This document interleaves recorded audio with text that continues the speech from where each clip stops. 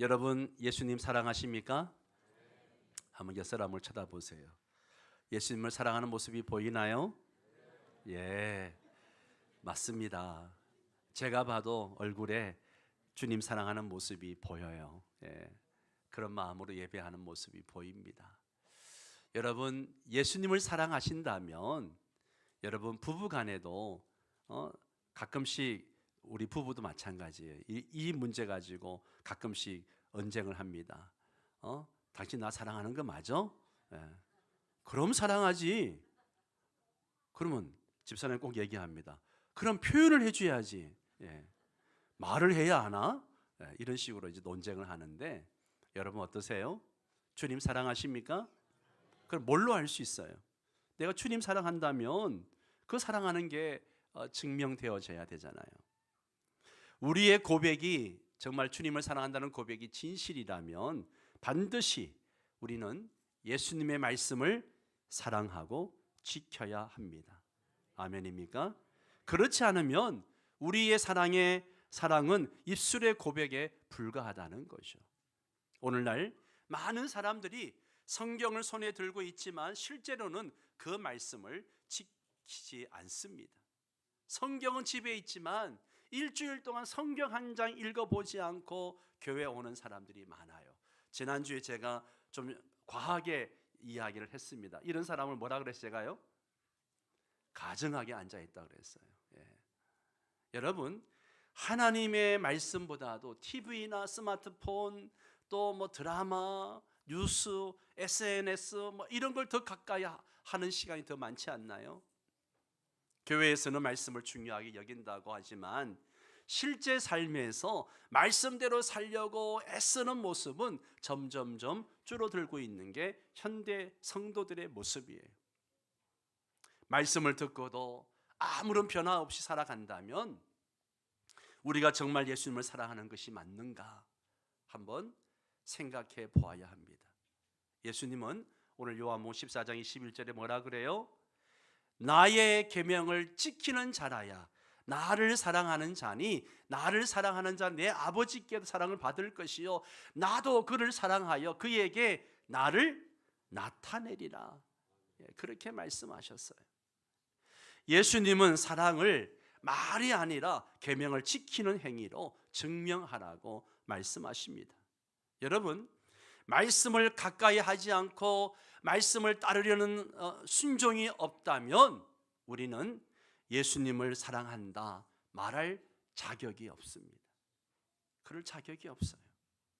예수님을 사랑한다면 우린 반드시 주님의 말씀을 지켜야 합니다. 오늘 우리는 이 말씀을 통해서 예수님을 사랑하는 삶이 무엇인지 그리고 말씀을 사랑하는 것이 왜 중요한지를 깊이 깨닫고자 합니다. 그리고 우리는 말씀을 사랑하는 삶으로 나아갈 수 있어야 됩니다. 여러분 말씀 사랑이 곧 뭐예요? 예수님 사랑입니다. 말씀 사랑이 곧 예수님 사랑이에요. 예수님을 사랑하는 자는 그분의 말씀을 지킵니다. 그분의 말씀을 지켜요. 예수님은 우리에게 사랑을 감정이나 말이 아니라 순종으로 나타나야 한다. 그렇게 말씀하십니다. 오늘 말씀을 보세요. 나의 계명을 가지고 지키는 자라야 나를 뭐하는 사람? 사랑하는 사람이라 그랬어요. 예. 우리는 예수님을 사랑한다고 말할 수 있어요. 그러나 그 사랑이 진정한 사랑인지 어떻게 알 수 있을까요? 예수님은 사랑의 증거로 그분의 계명을 지키는 것을 말씀하고 있습니다. 즉 말씀에 대한 순종이 곧 예수님을 향한 사랑의 표현이다. 그렇게 말하고 있는 것이죠. 성경에 보면 말씀을 사랑하고 순종하는 사람들의 예가 참 많이 나옵니다. 그 중에 대표적인 사람이 누구예요? 아브라함입니다. 아브라함은 하나님의 말씀에 대한 믿음과 순종의 본보기이죠. 하나님께서 본토 아비 친척집을 떠나라. 75세에 그렇게 떠나라 그랬을 때에 그가 친척집을 떠납니다. 본토를 떠납니다.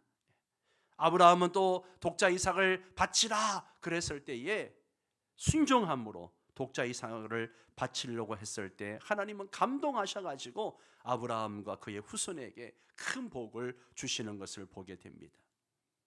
이처럼 아브라함은 하나님 말씀을 사랑하고 끝까지 신뢰하고 따랐던 사람입니다. 그래서 하나님은 아브라함에게 뭐라 그래요? 너는 나의 벗이라, 나의 친구야, 그렇게 말씀하십니다. 아주 하나님과 친밀한 관계와 축복을 누렸던 것을 보게 됩니다.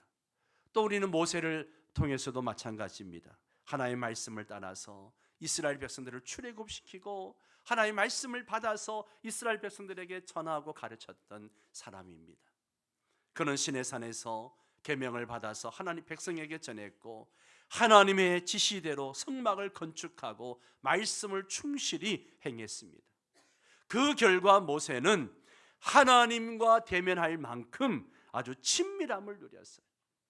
성경에 하나님과 대면했다라고 하는 사람 아무도 없어요. 오직 모세밖에 없습니다. 모세는 하나님의 말씀에 순종함으로 하나님의 영광을 부분적으로라도 뵙는 그런 은혜를 입었고 이스라엘 역사에서 가장 위대한 선지자 중에 하나로 세움을 받았습니다. 그 다음 우리가 잘 아는 다윗도 마찬가지예요. 하나님의 말씀을 사랑한 왕으로 유명하죠. 다윗이 뭐라 그래요? 내가 주의 법을 얼마나 사랑하는지요. 내가 얼마나 그걸 사랑하는지요. 내가 그것을 종일 뭐 한다고요? 묵상하나이다. 예. 이렇게 고백할 정도로 하나님의 말씀을 사모했습니다. 다윗은 어렸을 때부터 하나님의 말씀을 지키고자 애를 썼고 여러분 시편 119편을 읽어보세요. 이렇게 말씀을 사랑한다라고 하는 표현이 얼마나 많이 나오는지 몰라요. 하나님 말씀에 어긋나서 죄를 범했을 때에도 그가 어떻게 합니까? 시편 51편에 보면 하나님의 말씀을 붙들고 회개하고 하나님께로 돌아옵니다. 하나님은 이런 다윗을 내 마음에 맞는 사람이다 그렇게 표현했습니다. 내 마음에 맞는 사람, 말씀을 사랑하고 말씀을 지키는 자는 하나님의 마음에 맞는 사람이에요. 여러분 모두가 하나님의 마음에 맞는 사람 되시기를 바랍니다. 하나님의 마음에 콕 드는 사람, 하나님이 기뻐하는 사람 되시기 바랍니다. 그 외에도 성경에는 말씀을 사랑하고 사모했던 수많은 사람들의 이야기가 기록되어져 있는 걸 보게 됩니다. 여러분 요한일서 5장 3절을 보세요. 함께 읽습니다. 하나님을 사랑하는 것은 이것이니 우리가 그의 계명을 지키는 것이라. 아멘. 하나님 사랑하는 것이 뭐라고요? 계명을 지키는 것이다. 여러분 하나님 사랑하십니까? 그렇다면 말씀을 지키며 사는 그런 성도가 되시기를 바랍니다. 여러분 진정한 사랑은 말과 감정이 아니에요. 말로 사랑합니다. 또 사랑의 감정을 느끼고 그것도 중요하죠. 그러나 그 사랑에는 순종의 행위가 나타나야 됩니다. 순종의 행위가 있어야 돼요. 우리는 말씀을 사랑하고 그 말씀을 지켜 행할 때에 예수님을 향한 사랑을 증명할 수 있는 것입니다. 여러분의 삶 속에서 주님 사랑의 흔적들이 나타날 수 있기를 바랍니다. 말씀 사랑 두 번째는 하나님의 말씀을 사랑하는 자는 복을 받는다라고 성경은 말하고 있습니다. 성경은 하나님의 말씀을 사랑하고 순종하는 자에게 특별한 복이 있다라고 말씀하십니다. 예수님께서 분명하게 말씀하시죠. 나의 계명을 가지고 지키는 자라 나를 사랑하는 자니 나를 사랑하는 자는 내 아버지께 사랑을 받을 것이요 나도 그를 사랑하여 그에게 나를 나타내리라 그렇게 말씀하십니다. 즉 말씀을 사랑하여 지키는 사람은 하나님의 사랑을 깊이 경험하게 되고 예수 그리스도의 임재와 계시를 풍성히 누리게 된다는 것이죠. 이러한 진리는 성경 속 인물들을 통해서 우리가 많이 볼 수 있습니다. 자, 구체적으로 하나님 사랑을 하는 자는 어떤 복을 받는가? 어떤 복을 받습니까? 첫 번째, 하나님의 사랑을 받게 된다 그랬습니다. 예. 하나님의 말씀을 사랑하고 지킨다는 것은 그 하나님 자신을 사랑한다는 뜻이죠. 하나님은 말씀을 통하여 자신을 계시하시기 때문에 그 말씀을 소중히 여기고 그 순종하는 사람은 하나님의 마음에 합한 사람이에요. 아버지께 사랑을 받는다는 것은 하나님의 특별한 사랑과 은총을 누린다라고 하는 의미가 있습니다. 하나님은 비록 세상을 사랑하셔서 독생자를 주셨지만 우리가 그 말씀에 순종함으로 살아갈 때 하나님께서는 아버지와 자녀 사이에 깊은 사랑의 교제가 이루어진다는 거죠. 예수님은 너희가 내 계명을 지키면 내 사랑 안에 거하리라, 그렇게 말씀하셨습니다. 우리가 순종할 때, 말씀에 순종할 때 하나님의 사랑을 더 풍성하게 경험하게 되는 것을 의미하는 것입니다. 결국 말씀에 대한 사랑과 순종은 하나님과의 친밀함을 깊게 해서 마치 아버지가 순종하는 자녀들에게 특별히 가까이 하고 사랑하는 것처럼 우리도 하나님의 마음에 드는 특별한 사랑을 입게 되는 것입니다. 사랑하는 성도 여러분, 말씀을 사랑하고 지킴으로 하나님의 특별한 사랑을 누리며 살아가는 여러분 되시기를 바랍니다. 두 번째는 자신을 나타내신다라고 말씀하고 계세요. 여기에 예수님께서 자신을 나타내신다라고 하는 의미가 뭘까? 이는 예수님께서 그를 사랑해서 자신의 임재와 영광을 드러내신다는 거죠. 여러분, 이 나타남이라고 하는 것은 오늘 우리에게 영적 임재와 계시를 의미하는 거예요. 우리가 예배를 드릴 때, 하나님을 사랑하는 마음으로 예배를 드릴 때 주님은 그 사랑하는 자에게 영으로 임재해 주시는 줄 믿습니다. 우리가 하나님을 사랑하는 마음으로 주의 말씀을 묵상하고 또 묵상할 때에 하나님은 계시의 눈을 열어주셔서 그 말씀의 깊은 의미와 은혜를 깨닫게 해주시는 줄 믿습니다. 실제로 예수님은 부활하신 후에 제자들에게 여러 번 나타나셨습니다. 또 초대교회 성도들에게는 환상과 음성을 통해서 주님의 뜻을 계시해 주셨습니다. 오늘날도 예수님은 성령을 통해서 우리에게 자신을 나타내십니다.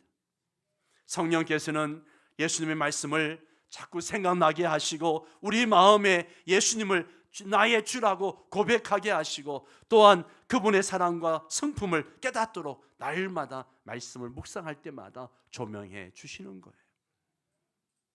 그러므로 우리가 말씀을 붙들고 순종할 때에 성령께서 그리스도의 임재를 생생하게 체험하게 하시고 또 성경 말씀을 통해서 예수님의 인격과 뜻을 더 깊이 있게 계시해 주시는 것입니다. 세 번째는요, 말씀과 성령을 통한 계시의 역사가 있습니다. 말씀을 사랑하는 자에게는 그 말씀과 성령을 통한 계시의 역사가 있어요. 하나님께서는 성경 말씀을 통해서 우리에게 객관적인 진리를 계시하셨고 성령님께서는 그 말씀을 깨닫게 하시고 내 삶에 적용하도록 도와주십니다. 말씀 없이 예수님 음성을 들었습니다, 이렇게 주관적인 경험을 이야기하는 거, 이거는 굉장히 위험합니다. 말씀이 있어야 돼요. 말씀을 사랑하고 순종하는 사람에게는 성령께서 말씀을 통해서 하나님의 뜻을 밝히 보이시는 역사가 일어납니다. 제자들도 예수님과 함께 있을 때는 예수님 말씀을 깨닫지 못했어요. 도대체 왜 예수님이 저렇게 말씀하시는 걸까 깨닫지 못했어요. 그러나 예수님이 부활 성천하시고 성령을 받고 난 다음에 그들이 그때서야 예수님이 그때 왜 이 말씀을 하셨는지 깨닫게 되고 알게 되었다라고 성경은 말하고 있죠. 여러분, 요약하면요, 예수님께서 자신을 나타내신다는 것은요, 곧 성령의 조명 가운데 말씀을 통해서 예수님을 더욱더 분명히 알고 체험하게 된다라고 하는 뜻을 가지고 있습니다. 그것은 하나님과의 살아있는 교제 속에서 일어나는 일이기에 말씀을 사랑하는 자는 날마다 하나님의 임재 안에서 새로운 깨달음과 영적 성장을 경험하게 되는 것입니다. 자, 말씀을 사랑하고 순종할 때 성도가 누리는 축복이 말씀드렸는데 좀 더 구체적으로 어떤 복을 체험하게 되는가 좀 더 구체적으로 한번 보겠습니다. 첫 번째는요, 삶의 변화와 성화가 있습니다. 말씀을 우리가 계속해서 묵상하며 이런 은혜가 있어요. 하나님의 말씀은요, 우리의 이 사고방식, 우리의 성품, 이걸 변화시키는 능력이 있습니다. 말씀을 묵상하는 자에게 성품의 변화가 있어요. 말씀을 꾸준히 읽고 묵상하면 하나님께서 나의 잘못된 생각들, 그리고 나의 잘못된 행실들을 깨닫게 해주십니다. 그리고 올바른 길로 인도해 주셔요. 그 결과 우리는 내면이 변화되어지고 거룩함과 성숙함이 자라고 그리스도를 닮은 성품으로 점점 성화되어져 갑니다. 사랑하는 성도 여러분, 말씀을 묵상하심으로 여러분의 삶이 변화되어지고 성화되어져 가는 은혜가 있게 되기를 바랍니다. 두 번째는요, 지혜와 인도하심을 받게 되는 은혜가 있습니다. 말씀을 사랑하는 사람은요, 삶의 결정과 선택의 순간마다 하나님의 인도하심을 경험합니다. 시편 119편 105절에 뭐라 그래요? 주의 말씀은 내 발의 등이요 내 길의 빛이니이다. 우리가 갈 길을 몰라서 방황할 때에 주의 말씀을 묵상하면 그 말씀이 우리 길의 등불이 되어지고 지도가 되어줍니다. 중요한 선택을 할 때에 성경의 가르침이 기준이 되어서 이 혼돈한 세상 속에서, 이 혼미스러운 세상 속에서 바른 길을 찾게 되고 성령께서 말씀을 통해서 구체적인 지혜를 우리에게 주시기도 하십니다. 또한 말씀에 순종하는 자에게는 하나님께서 그의 길을 형통케 하시는 복을 주시기도 하십니다. 여러분, 잠언 말씀을 함께 읽도록 하겠습니다. 너는 마음을 다하여 살려고 내 방통을 지지 않지 말라. 너는 범사의 그를 인정하라. 그리하면 내 길을 지도하시리라. 아멘, 아멘. 우리가 하나님을 의지하고 하나님 말씀에 순종하며 나아갈 때 하나님께서 우리 길을 지도해 주신다, 그렇게 말씀하십니다. 이런 은혜를 경험하는 저와 여러분 되시기를 바랍니다.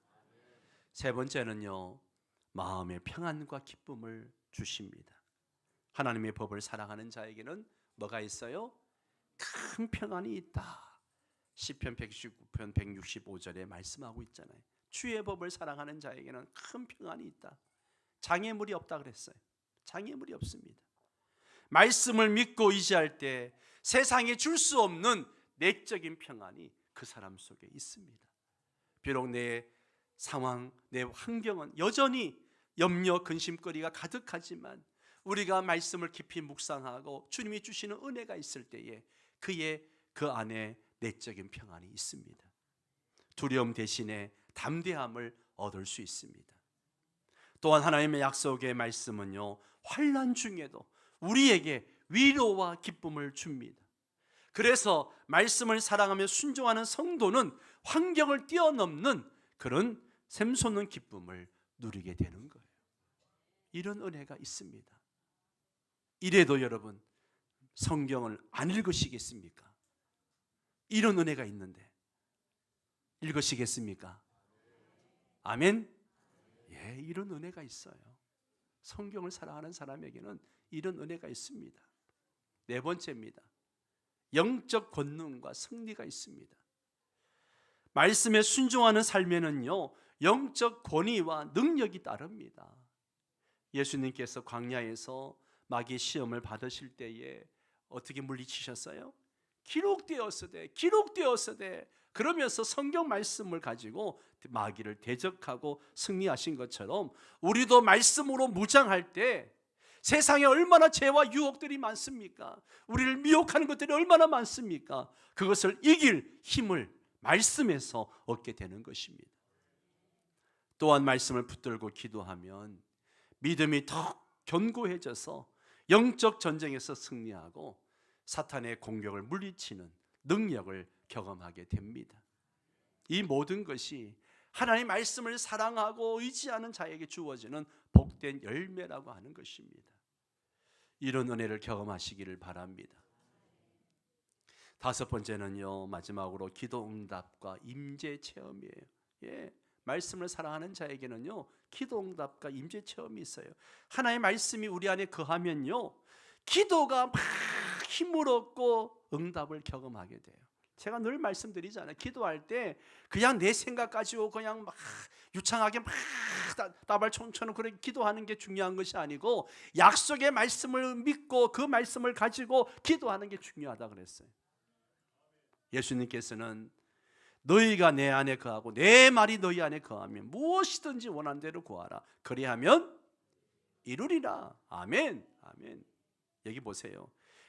내 말이 너희 안에 거하면, 내 말이 너희 안에 거하면 무엇이든지 원하는 대로 구하라. 예. 여러분, 내 안에 말씀이 거해야 돼요. 말씀이 거해야 돼요.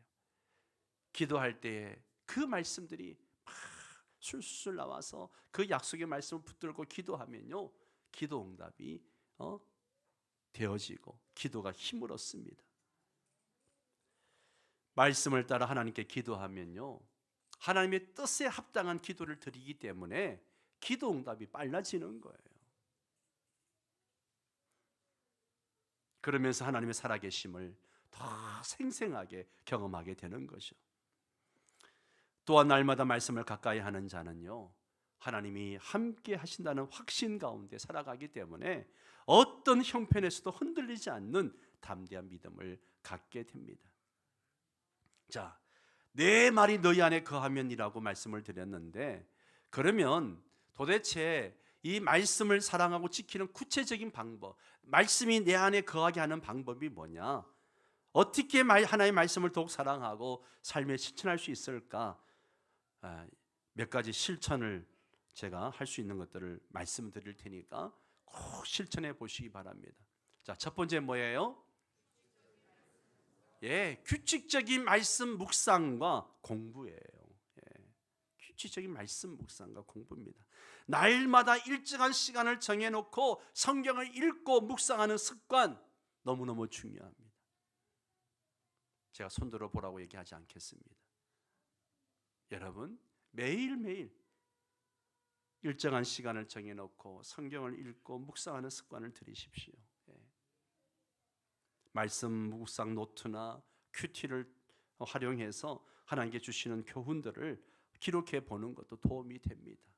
또 주일날 이렇게 설교 들을 때 많은 분들이 설교를 메모하시는 분들이 계시는데요, 이렇게 들을 때에 말씀을 듣고 또 기록한 것들을, 메모한 것들을 또 복습하고, 지난주에 어떤 권사님, 차를 몰고 가는데 권사님이 무거운 짐을 들고 길에 서 있어서 제가 태워다 드리면서 이야기하는 중에 권사님이 그러시더라고요.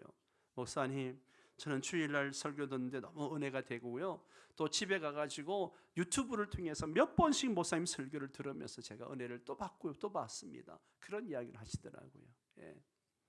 한 번 말씀 들어서 다 기억이 안 나니까 집에 가서 유튜브로 또 말씀 듣고 또 듣는다는 이야기를 합니다. 예. 그렇게 설교 듣기나 소그룹 어떤 구역 모임이나 이런 성경 공부 모임에 꾸준히 참여해서 말씀을 배우고, 필요하다면 신뢰할 만한 어떤 참고 서적이나 주석 같은 것들을 참고함으로써 말씀의 깊이를 더해 가시기 바랍니다. 규칙적인 말씀 묵상과 공부가 필요합니다. 두 번째는요, 뭐예요? 말씀 암송과 적극적인 적용이에요. 예. 마음에 와닿는 구절들을 암송해서 말씀을 상황 속에 새기십시오. 여러분, 시편 119편 11절에 뭐라 그래요? 내가 주께 범죄하지 아니하려 하여 주의 말씀을 내 마음에 두었나이다. 예. 우리가 죄를 안 지으려면 어떻게 해야 돼요? 말씀을 마음에 두어야 됩니다. 말씀이 마음에 쌓일 때에, 내 마음에 차곡차곡 쌓일 때에 유혹의 순간에 성령께서 그 말씀들이 생각나게 하셔서 죄로부터 우리를 지켜주십니다. 아멘. 그런데 성경을 일주일 동안 한 장도 안 보고 그냥 와 있는데 어떻게 죄와 싸워 이기겠습니까?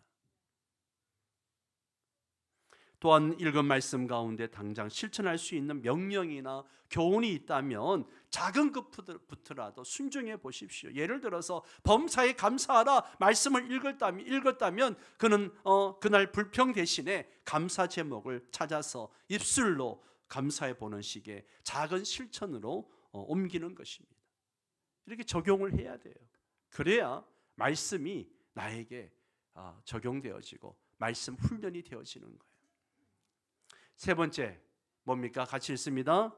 말씀과 함께하는 기도입니다. 말씀과 함께하는 기도예요. 이게 뭡니까? 성경을 읽기 전에 1년 중에 성령님의 도우심을 구하며 기도하십시오. 하나님, 오늘 제게 주실 교훈을 깨닫게 해 주십시오. 그러면 기도하면서 성령께서 우리의 마음의 눈을 밝히시고 진리를 이해하도록 도와주십니다. 그리고 말씀을 다 읽은 뒤에도 그 말씀 붙들고 하나님께 기도함으로 들은 말씀을 삶에 적용할 힘과 지혜를 달라고 하나님 앞에 구하십시오. 예를 들어서 용서에 대한 말씀을 읽었다면 그 말씀 붙들고 자신에게 상처 준 사람을 용서할 수 있게 해달라고 기도하면서 구체적인 결단을 해보는 것입니다. 그럼 하나님께서 지혜를 주실 줄 믿습니다. 네 번째, 같이 읽습니다. 말씀을 삶의 최우선에 두기입니다. 말씀을 삶의 최우선에 두기예요. 우리의 시간과 관심에서 최우선 순위를 말씀에 두도록 노력해야 됩니다. 성도들이 성경을 안 읽는 가장 큰 이유가 뭔가 하면 바빠서라고 이야기합니다. 바빠서 못 읽었다고 이야기합니다. 제자 훈련할 때도 이렇게 성경 얼마큼 읽었는지 체크하거든요. 그러면 어떤 성도는 성경을 별로 못 읽었어요. 아유, 집사님, 권사님, 왜 성경을 못 읽었어요? 바빠서 못 읽었습니다. 여러분, 바쁜 일상 중에도 의식적으로 성경 읽기, 기도하기, 예배드리기, 이것을 가장 중요한 일정으로 삼으시기 바랍니다. 최우선 순위에 둬야 돼요. 또한 가치관이나 도덕적 선택의 기로에 서 있을 때 항상 성경의 가르침을 최우선 기준으로 삼고 따르는 훈련을 해야 돼요. 그래야 성경적 가치관, 성경적 세계관을 가질 수가 있는 거예요. 이렇게 할 때 하나님의 말씀이 우리 삶의 실제 나침판이 되어주셔서 세상의 흐름에 휩쓸리지 않고 바른 길로 갈 수 있고 하나님께서 그 사람의 길을 친히 지켜주실 줄 믿습니다. 마지막 다섯 번째 뭡니까? 작은 순종으로 맛보는 체험이 있어야 됩니다. 결국 말씀을 사랑한다는 것은요, 감정 이상의 순종의 행위로 증명되어집니다. 평소 암송하거나 배운 말씀들 중 하나라도 삶에 적용해서 순종해 볼 때에 하나님께서 그 말씀에 약속하신 열매를 우리 삶 속에서 체험하게 되는 거죠.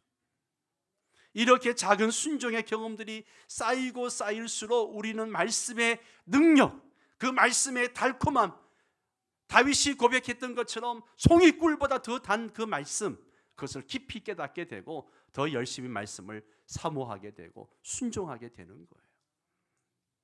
이처럼 순종과 체험의 선순환을 통해서 점점 말씀에 대한 사랑이 자라고 하나님과 동행하는 삶이 견고해질 수 있게 되기를 바랍니다. 말씀의 결론입니다. 뭐예요? 말씀의 결론은 다시 한번 다 함께 말씀을 사랑하는 삶을 삽시다. 우리는 예수님을 사랑한다고 고백하면서도 정작 그분의 말씀을 소홀히 여기고 지날 때가 너무 많습니다. 많은 성도들이 성경을 읽고 또 예배에 참석하기도 하지만 참 삶 속에서 그 말씀을 실천하는 데는 또 어려움을 느끼는 경우도 많습니다. 그러나 성경은 분명히 말씀하십니다. 성경을 지키는 것이, 말씀을 지키는 것이 곧 예수님을 사랑하는 증거라고 이야기합니다. 여러분, 예수님 사랑하십니까? 그러면 말씀을 지키며 사시기를 바랍니다. 하나님의 말씀을 사랑하는 것은 단순한 감정이 아니라 뭐예요? 그 결단이고 헌신이고 순종의 삶입니다. 다시 한번, 하나님 말씀을 사랑하는 것은 단순한 감정이 아닙니다. 그것은 결단이며 헌신이며 순종의 삶이에요. 여러분, 우리는 말씀이 생각날 때만 의지하고 편할 때만 묵상하는 것이 아니라 날마다 내 삶이 어렵고 힘들어도 날마다 말씀을 가까이 하고 삶의 기준으로 삼아야 합니다. 여러분, 오늘 주님께서 우리에게 도전하십니다. 너는 진정 나를 사랑하느냐? 너는 나를 진정 사랑하느냐? 그렇다면 내 계명을 지켜라. 오늘 우리에게 도전하십니다. 이 말씀 앞에서 우리의 마음을 한번 점검해 봅시다. 내가 정말로 예수님을 사랑한다면 그 사랑이 말씀을 향한 태도와 삶의 실천으로 나타나야 됩니다.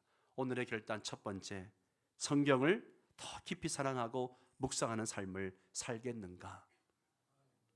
여러분 자신에게 질문해 보세요. 두 번째, 같이 읽습니다. 말씀을 따라 순종하고 실천하는 삶을 살겠는가? 아멘. 세 번째, 주어진 말씀을 마음에 새기고 세상 속에서 빛과 소금의 역할을 감당하겠습니까? 말씀을 묵상하겠는가? 순종하며 실천하겠는가? 세상 속에서 빛과 소금 역할을 감당하겠는가? 오늘 주시는, 우리에게 도전하시는 내용입니다. 말씀을 사랑하고 지키는 자에게 하나님은 더 큰 사랑과 은혜를 부어주십니다. 하나님은 우리에게 더 친밀히 다가오시고 예수 그리스도의 임재를 깊이 경험하게 하십니다. 우리가 말씀을 붙잡고 살아갈 때 우리의 삶이 변하고 가정이 변화되어지고 교회가 변화되어지고 세상이 변화될 줄 믿습니다. 이제 말씀 앞에 마음의 무릎을 꿇고 함께 기도하기를 원합니다.